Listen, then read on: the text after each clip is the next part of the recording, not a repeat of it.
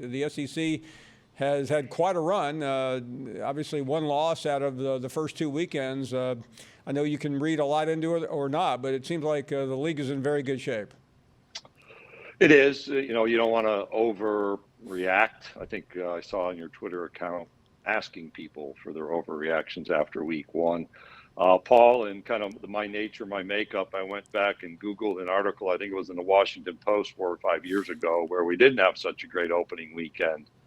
And people can overpredict the demise. So we know it's week to week. We've got big games this weekend, big games in week 3, and then a lot more focus on conference play as we go forward, even though I should say we have 2 conference versus conference games this Saturday.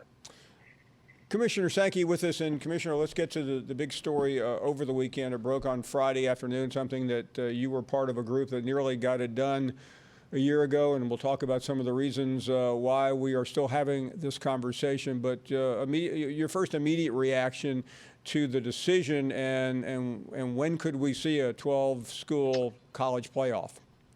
The first part of that, the presidents were really clear. If you go back to when probably you and I visited in Santa Clara, that's the press release that indicated the Board of Managers was initiating through the management committee a review of the college football playoff format. They were very clear they were going to control the decision. And even in January this year, out of the non-action in Indianapolis, the presidents who formed the CFP Board of Managers indicated they'd continue working on the task at hand. No prediction that they'd make a decision as they did, but a knowledge that they were going to continue being engaged. And lo and behold, that produced a decision on Friday. Paul, if you go back to Destin, one of the reasons we slowed our football scheduling consideration was to give some time for the CFP discussion to develop more, not that we'd have a decision as we do, but that we'd have a direction. So that's a helpful piece of information for us as we make our own decisions. And as it relates to the when, my view has been once we initiated the review, if we ever came to a point to say, here's the format in the future, our culture doesn't exactly accept, hey, just wait. We've got it figured out, but you have to wait 4 years for implementation. So the expectation would be do it sooner rather than later. There are a number of hurdles, dates, logistics, sites, contracts that have to be both understood and then adjusted. Whether or not that can happen remains to be seen. But I expect a meaningful effort to figure out if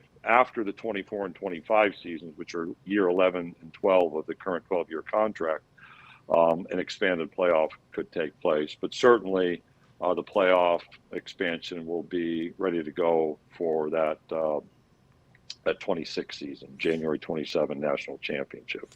Commissioner, you mentioned some of the issues, but a lot of people, when they saw this, started thinking it could happen in 24. Why wouldn't it happen? All the money, all the fun, all the interest it brings, especially to leagues that are on the brink of already being out of the playoffs this year. Why can't it be in 24? Well, history is a bit of a guide. We couldn't make a decision for a year on actually the exact same format that was approved Friday. So as you walk through issues, we'll see. I was not surprised we didn't act last September or November. I did expect the ability for us to work through and collaborate to solve problems. That didn't take place. So any of my caution or care and over predicting change is, hey, I thought we'd have a direction then. We didn't. We have more of a direction now, but some of those same lingering issues will be in front of us.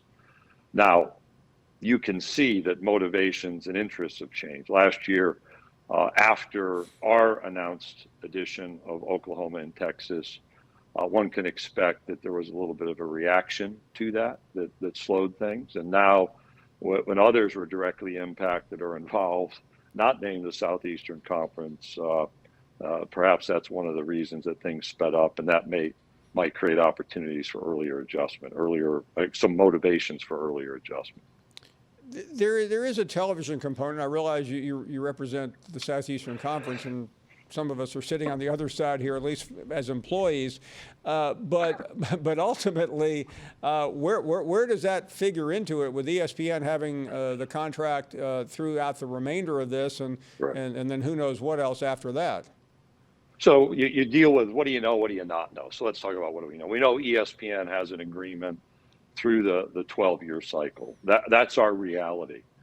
Paul, I think one of the really misunderstood or miscommunicated points was the small committee on which I served that included Jack Swarbrick from Notre Dame, Bob Bowlesby, then the commissioner of the Big 12, Craig Thompson from the Mountain West, and myself.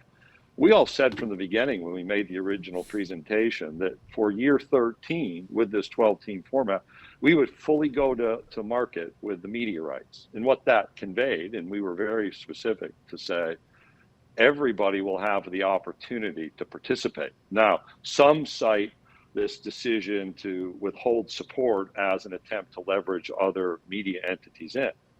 Paul, the reality was we were always going to market, and that affects us all. And as the commissioner of the Southeastern Conference with a really important relationship with Disney, ABC, ESPN, I acknowledge that, and I've shared that with my ESPN colleagues. That said, there's no guarantee that we would go with multiple media partners. That's certainly a possibility. But we have to be responsible to understand we need to see the actual proposals before we make such a decision for allocating future media rights. That's the right way to go about this. That was stated by the working group on which I served again from the beginning. And I think it's important to clarify that. And that just means, Paul, that I think ESPN certainly will be a player. I think those other networks that now have either more activity in the college football space or some activity will have an interest, and who knows what the future holds with interested parties. Thanks for watching ESPN on YouTube. For live streaming sports and premium content, subscribe to ESPN Plus.